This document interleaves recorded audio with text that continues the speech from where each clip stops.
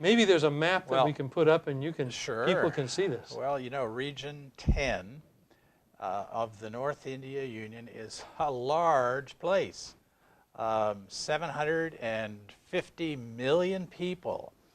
There are 17 sections or conferences, as they refer to them in India, and it's a broad territory, and it takes days. If you're not flying, it takes days to go from here to there by train. Such a tremendous opportunity. But yet, the Northern India Union, and North India in particular, has some of the most radical Hindus and radical Muslims. And they are determined to close, in the words of their leaders, to close a Christian church every week. And so they have put forth every effort that they can to persecute Christians, to demand from Christians that they obey the laws of the country.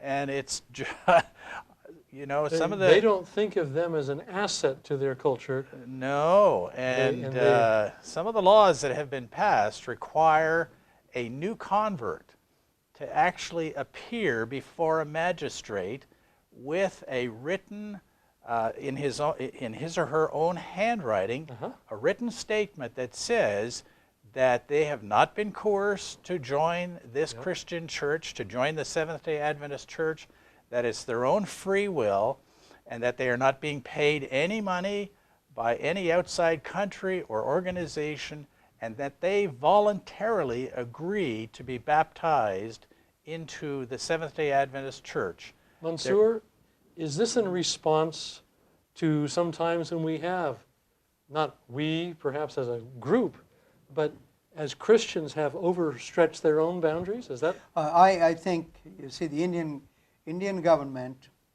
India is the largest democracy on earth. Yes. And one of the most peaceful countries, and where religious freedom is fully allowed. The government will not interfere in the practice of your faith. However, when you have elements who will tend to coerce people, that is not healthy. So there's a history there. Yeah, it's not healthy either for the converts or for the church. Correct. Yes. And so in that particular issues, the government does not want anybody to be coerced. I like that. And as you know, that in every society, you have few radical individuals who interpret the laws based on their own understanding. And so, and then you have the internal threat, and the internal threat comes from other Christian organizations. It is not from the government always. Interesting. And in fact, one of the lawyers from India, he was here in the United States, and he spoke to a group where I was, and he said, your threat is not from the government or from outside agencies. Your threat is internal. Your own people or people of other churches. And this happens to be true. We had some baptisms in the northern California and northern India, way up in the hills.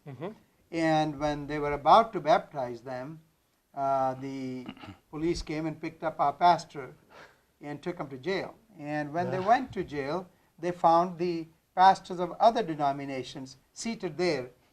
And so the commissioner, the magistrate said, we have no problem.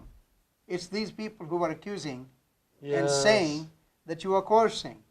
And obviously that was not the case, so our pastor was let go. But I think Satan is working through the believable Christians.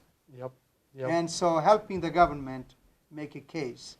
But the government in general and the country in general is very peaceful and allows the practice of your faith. But God is at work there, is He not? God is at work. It's not just external things, it's not governments, because when God is at work, we see other things happening, don't we? Yes.